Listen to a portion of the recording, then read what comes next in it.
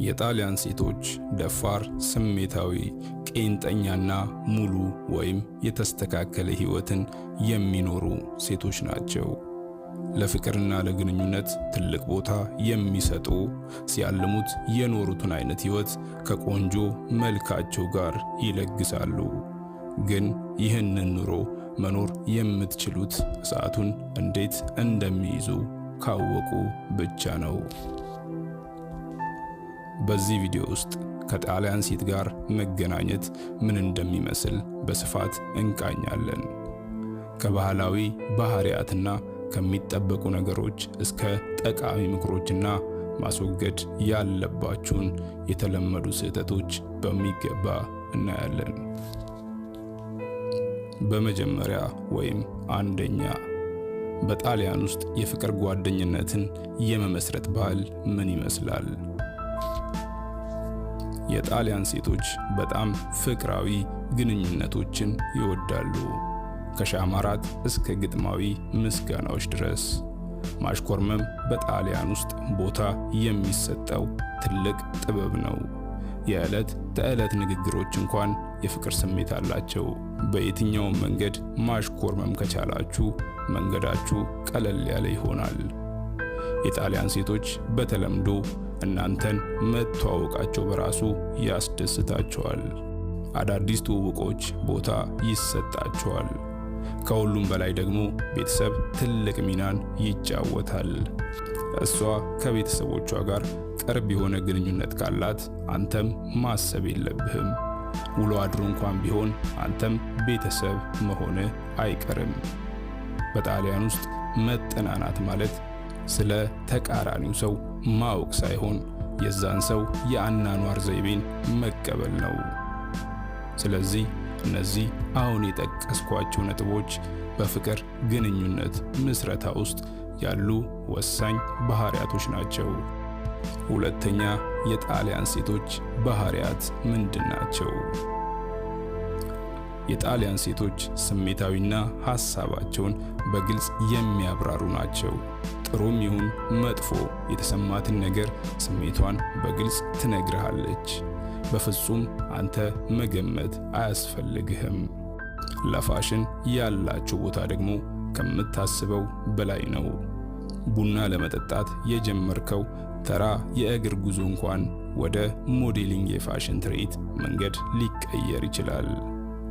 የጣሊያን ሴቶች ገለልተኛና ጠንካራ ፍላጎት ያላቸው ናቸው። ማንንም ሰው በጭፍን እንድትከተል አትጠብቅ። ከምንም በላይ ደግሞ የሮማንስ ባህሪ ያላቸው ሴቶች ናቸው። ስለዚህ ሮማንቲክ መሆንን መልመድ አለብህ። ምስጋናዎችን ማቅረብና ትናንሽ ቅሬታዎች ካለ ደግሞ ወይም ያለባትን ችግር በግልጽ መናገር ይኖርብሃል። ሁሉንም ነገር እሺ ብሎ ማለፍ ላላችሁ ግንኙነት ቦታ እንደማትሰጥ ስለሚያሳይ ትርጉም አይኖረውም። በተጨማሪም ምንም ይሁን ምንም ትርጉም የሌለው ጊዜ ቢሆን እንኳን አያሳስብም። ዋናው ነገር አብረሃት ጊዜን ማሳለፍ ነው። በተጨማሪ ቤተሰብን ያማከለ አይነት ሰው መሆንን መልመድ አለብህ። በተለይ የእሁድ ምሳ ከቤተሰብ ጋር ከሃይማኖታዊ ስርዓት ጋር ግንኙነቱ እጅግ የላቀ ስለሆነ እዛ ላይ መገኘት ነጥቡ የጎላ ነው። በምሳው ፕሮግራም ላይ ደግሞ ፓስታዋን ማመስገንህን እንዳትረሳ። አሁን የጠቀስኩልህ የጣሊያን ሴቶች መሰረታዊ ባህሪ ነው። ታዲያ ባህሪዎቿን በሚገባ ካወቅ ከጣሊያን ሴት ጋር ለመተዋወቅ ምን ያስፈልጋል? እነዚህ አሁን የምነግርህ ጠቃሚ ምክሮች ናቸው። አንደኛ፣ ባህሏን አክብር። ጥቂት የጣሊያን ሐረጎችን ብትማር ላንተ ጠቃሚ ነው። በተጨማሪ ለጣሊያን ወጎች፣ ምግብና የአኗኗር ዘይቤ ፍላጎትን አሳይ። ሁለተኛ፣ እርግጠኛ ሁን እንጂ አስመሳይ አትሁን። የጣሊያን ሴቶች በራስ መተማመን ያለውን ወንድ ይወዳሉ። ነገር ግን ሳትሆን ወይም መሆንህን ለማሳየት ከሞከርክ በቀላሉ ስለሚነቁብህ በሚያምር ሁኔታ ትወድቃለህ። ሶስተኛ የፍቅር ስሜትን ወይም ሮማንስ በሆነ መንገድ መግለጽ። አበቦች መስጠት ሊሆን ይችላል፣ በእጅ የተጻፈ ማስታወሻ ወይም በባህር ዳር ላይ ለመራመድ ማቀድ አለብህ። እነዚህ ነገሮች በጣም አስፈላጊ ናቸው። አራተኛ ስሜት ቀስቃሽ ውይይቶችን ማስተናገድ መቻል።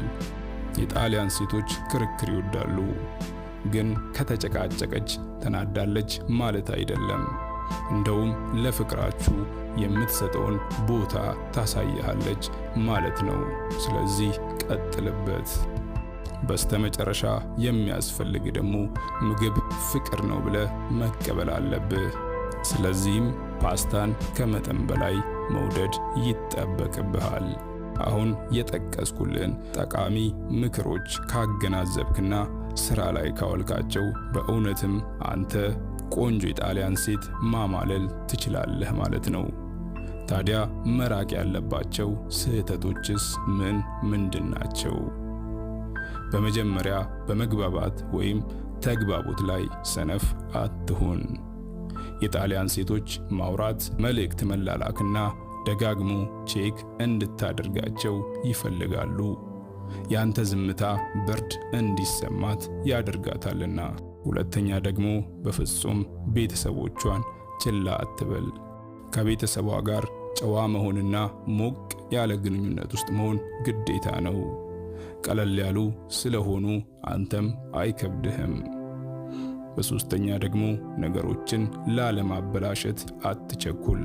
የጣሊያን ሴቶች ብዙውን ጊዜ እውነተኛ ነገር መገንባት ይፈልጋሉ። ስለዚህም ልክ እንደ መብረቅ አትሁን።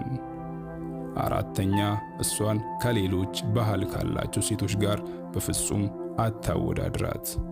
እያንዳንዱ ባህል የተለየ ነው።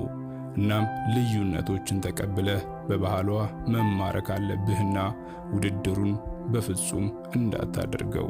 ይህን ሁሉ ነገር ካደረግ በትንሹም ቢሆን ከጣሊያን ሴት ጋር ማድረግ ያለብህን ነገር አውቀሃልና በፍጹም አይከብድህም። ከጣሊያን ሴት ጋር መገናኘት ልዩ የሚያደርገው ነገር አፍቃሪ፣ ታማኝና ሙሉ ጊዜዋን የምትሰጥ አይነት ሴት ጋር ተገናኝተሃል ማለት ነው። መቼም ቢሆን አሰልቺ ጊዜ አይኖርህም። ሁልጊዜ ምግብ መብላት፣ ሳቅ፣ እንዲሁም በፍቅር የደመቀ ውይይት አለ። የፍቅር ጓደኝነትና ፍቅር መስራት የዕለት ተዕለት የህይወትህ አካል ይሆናሉ። በመንገድ ላይ መሳም፣ የሻማ እራት፣ የጦፈ ክርክር፣ ጨርሶ ፍቅራዊ በሆነ መንገድ መተቃቀፍና የመሳሰሉ ነገሮችን በህይወት ውስጥ ይኖሩሃል። ከአንዲት ኢጣሊያዊ ሴት ጋር መገናኘት በፊልም ውስጥ እንደመታየት ያህል ነው። ጠንከር ያለ ጥልቅ ስሜት ያለውና ጣዕም የሞላበት ህልም መሳይ ግንኙነት ነው። ስለዚህ ከጣሊያን ሴት ጋር ከተገናኘ እድለኛ እንደሆንክ ሁልጊዜም አስታውስ። ባህሏን አክብር፣ ፍቅርን አዋቂ ሁን። ደግሞ በጭራሽ ፓስታን ችላ አትበል። በተረፈ ሁሉም ነገር አልጋ በአልጋ ነው። በዚህ ቪዲዮ የሚደሰቱ ከሆነ ከታች ላይክ እንዲሁም ሰብስክራይብ በማድረግ አስተያየት መስጠትን ደግሞ በፍጹም አይርሱ።